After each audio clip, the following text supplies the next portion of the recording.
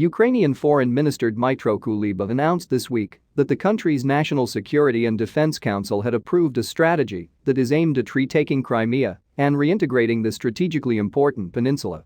Crimea, a peninsula in the Black Sea, was annexed by Russia in March 2014 following a US-backed, far-right coup in Kiev, the capital of Ukraine. Announcing the move on Twitter, Kuleba wrote, "The signal is clear, we don't just call on the world to help us return Crimea. Ukraine makes its own dedicated and systemic efforts under President Volodymyr Zelensky's leadership."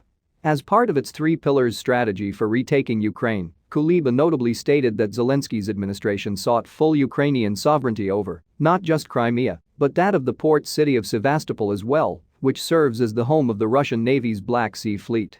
Following Kuleba's comments, Ukrainian President Zelensky announced via Twitter the creation of a Crimean Platform initiative, which the Ukrainian government described as a new consultative and coordination format initiated by Ukraine to improve the efficiency of the international response to the occupation of Crimea, respond to growing security challenges, step up international pressure on Russia, prevent further human rights violations, protect victims of the occupying power, and to achieve the deoccupation of Crimea and its return to Ukraine. The first summit of the newly created group is planned to take place in August, and Zelensky reported having already spoken with the EU, Canada, the United Kingdom and Turkey regarding the group's creation. Following the Stalinist dissolution of the Soviet Union, the port of Sevastopol had been leased to Russia by several successive Ukrainian governments.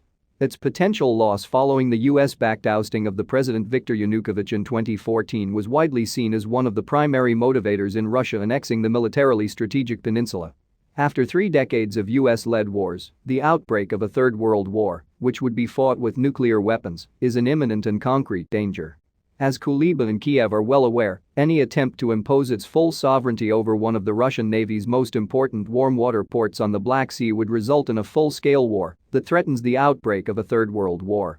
On Monday, Russian Foreign Ministry spokeswoman Maria Zakharova denounced Kuleba's and Zelensky's comments as a thinly veiled threat of war over Crimea.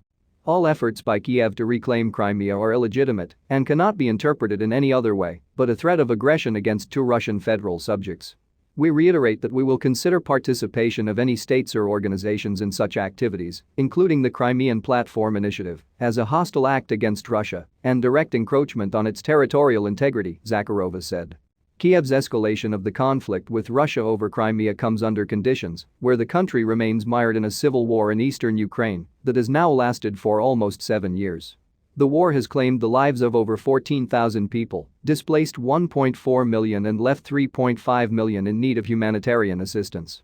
UNICEF recently noted that millions in the war zone still lack access to clean drinking water, and some don't have regular access to any water, even as COVID-19 cases are again rising sharply across the country.